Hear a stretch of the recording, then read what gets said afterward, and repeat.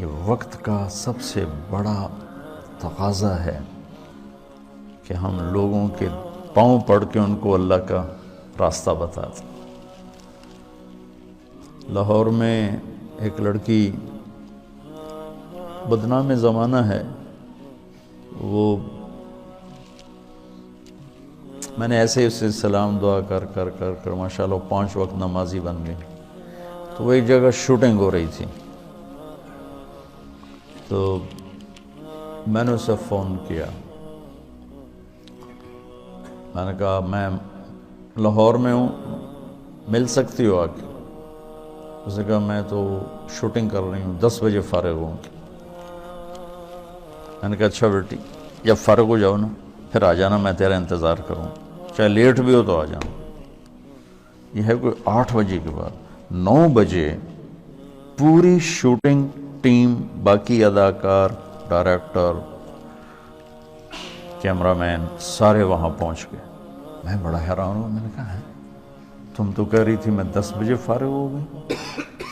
وہ کہنے کہ میں نے اپنے ڈائریکٹر سے کہا کہ مولانا طارق جمیل صاحب نے مجھے فون پہ کہا ہے کہ جب فارغ ہو تو آ کے مجھے مل جانا۔ وہ ڈائریکٹر بھی سامنے بیٹھا تھا، تو یہ کہنے لگے کہ مولانا طارق جمیل صاحب تیرے جیسی لڑکی کو فون کریں گے، یہ کیسے ہے؟ انہوں نے کہا آپ یہ کہتے ہو وہ تو مجھے بیٹی کہتے ہیں۔ تو اس نے کہا شوٹنگ آف کرو، اور پورا سارا شوٹنگ کا جتنا بھی عملہ ہے، چلو چل کے مولانا کی ملاقات کرو، میں اس آدمی کو دیکھنا چاہتا ہوں جو ایک طوائف کو بیٹی کہتا ہے۔ وہ سارے مجھے ملنے آ گئے، سارے۔ صرف ممبر پہ بیٹھ کے تقریر کرنے کا تمہیں شوق ہوتا ہے کہ ہم بھی علامہ کہلائیں، ہمارے بھی کوئی جوتے اٹھائے، کوئی بیگ اٹھائے، کوئی آگے چلے، کوئی پیچھے چلے، کوئی چائے پیش کرے، کوئی روٹی پیش کرے۔ شاہ اسماعیل شہید نے بازار حسن میں گشت کیا تھا، موتی طوائف کے پاس گئے تھے۔ اللہ مجھے بڑے بول سے بچائے، اللہ مجھے بڑے بول سے بچائے، اللہ مجھے بڑے بول سے بچائے۔ 1831 میں ان کی شہادت ہوئی ہے، 1831۔ تو 1831 سے پہلے کا زمانہ، یعنی 1810-20 کا زمانہ لگا لو، جب وہ دلی میں ہوتے تھے۔ اس کے بعد بازار حسن میں اللہ نے مجھے توفیق دی جانے کی، اور میں ان طوائفوں کے گھروں میں گیا، ان سے ملا، ان کے پاس بیٹھا، ان کی ہمدردی، دلداری کی اللہ نے مجھے توفیق دی، ان پر خرچ کرنے کی توفیق دی، انہیں گناہ سے بچانے کے لیے۔ تو اب 8-9 سال ہونے کو ہیں، تو لمبے کے بازار حسن میں ہر ہفتے تعلیم ہوتی ہے، اور اس میں طوائفیں آ کے تعلیم میں بیٹھ، کسی کو کلمہ نہیں آتا تھا، ان کے کلمے یاد کروائے، وضو نہیں پتہ تھا وضو کروائے، نماز کا نہیں پتہ تھا نماز سکھائی، اور کتنی لڑکیوں کی شادیاں ہو گئیں۔ کتنیوں نے کہا ہمارا خرچہ لگا دو تو ہم یہ پیشہ چھوڑ دیں گے، میں نے ان کا خرچہ لگا دیا، وہ گھر بیٹھ کے کھا رہی ہیں اور برائی نہیں کر رہی ہیں۔ تو مجھے اس میں کوئی آر نہیں محسوس ہوئی کہ میں اسے بھی اپنی آخرت کا سامان سمجھتا ہوں، اور میں نے ان کی نائکوں سے کہا ہوا ہے کہ جو اپنی بیٹی کی شادی کرے گی میں سارا خرچہ دوں گا۔ اور جتنا مظلوم یہ طبقہ میں نے جا کے دیکھا ہے،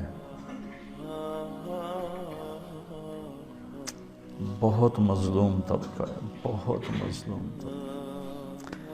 مرد کی ہوس پوری ہوتی ہے اور لڑکی کے ماتھے پہ طوائف کا داغ لگ جاتا، اور وہ اسی طرح سیٹھ صاحب بھی ہوتا ہے، چودھری صاحب بھی ہوتا ہے، میاں صاحب بھی ہوتا ہے، سردار صاحب بھی ہوتا ہے، مہر صاحب بھی ہوتا ہے، وہ اسی طرح ہوتا ہے، اس کا کالر سفید رہتا ہے، لڑکی کے ماتھے پہ طوائف کا داغ لگ جاتا، پھر 7 سمندر کا پانی بھی اسے دھو نہیں سکتا. اور یہ داغ لگانے والے سارے عیاش لوگ جن کی عیاشی پر تو پردہ پڑ گیا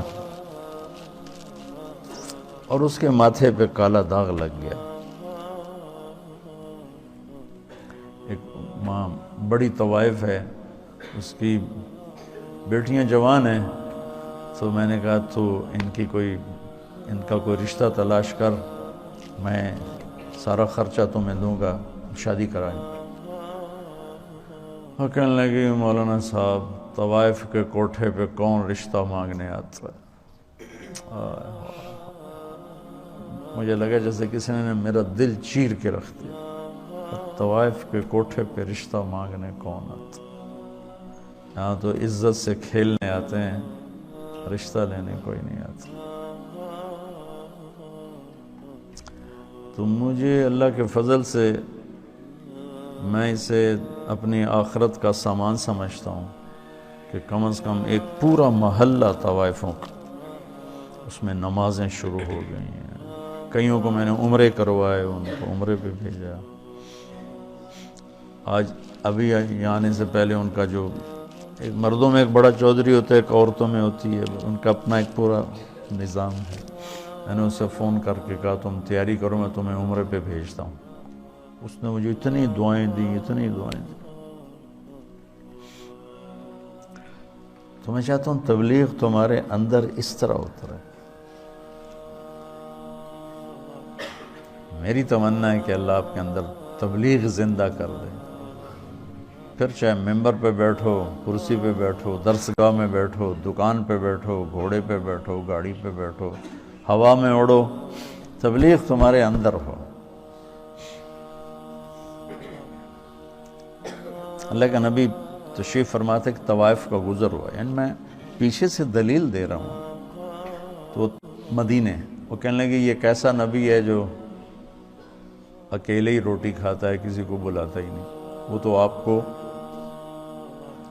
تکلیف دینا چاہتی تھی، تنگ کرنا چاہتی تھی. تو آپ فرماتے طوائف ہے، اس کو دھکے دے کے باہر نکالو. آپ نے فرمایا آ جاؤ، آ جا، بیٹھ جا. ساتھ بٹھا لیا.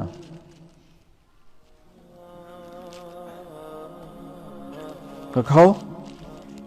اس کا مقصد کھانا نہیں تھا، اس کا مقصد آپ کو غصہ دلانا تھا، آپ کو تنگ کرنا تھا کہ یہ کچھ کہیں گے پھر میں کہوں گی ویکھ لیا توڑا نبی اے گلاں کردا ہے.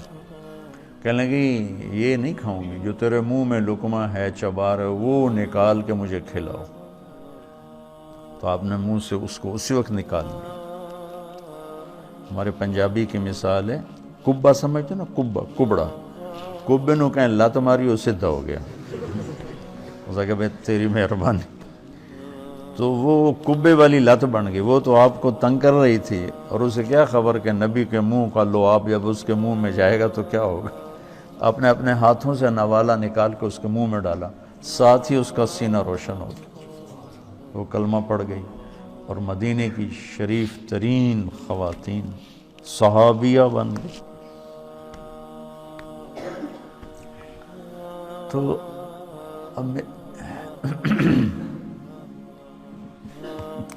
ہمارے ایک بزرگ تھے ڈاکٹر اسلم صاحب رحمۃ اللہ علیہ، رائمنڈ میں زندگی گزاری. جب رائمنڈ پڑھتا تھا اسی میں فوت ہوا.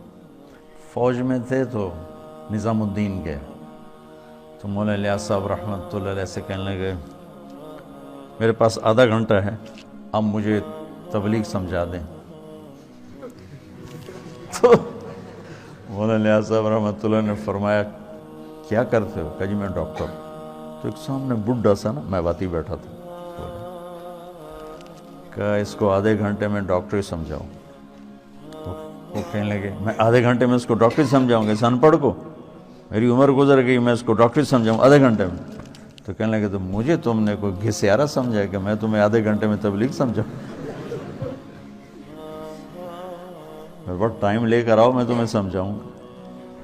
پھر وہ ایسا لگے کہ پھر ساری زندگی ان کی رائمنڈ میں گزر، ساری زندگی. بس مرض الموت میں بیمار ہو کے گھر گئے، وہیں انتقال ہو گیا ان کا. تو جو کچھ میں نے دیکھا ہے یا 50 سال ہونے کے مجھے تبلیغ میں، وہ میں تمہیں ممبر کے 1 گھنٹے میں کیسے سمجھاؤں. اس لیے تو میں مشورہ دیتا ہوں کہ جو کہوں وہ کر لیا کرو تو فائدہ ہو. ابھی صاحب رائے مت بنو، نقصان اٹھاؤ، کیونکہ تمہارے پاس وہ ہے وہ. تو بچوں، پوری دنیا میں جانے کی نیت کرو، ٹھیک ہے؟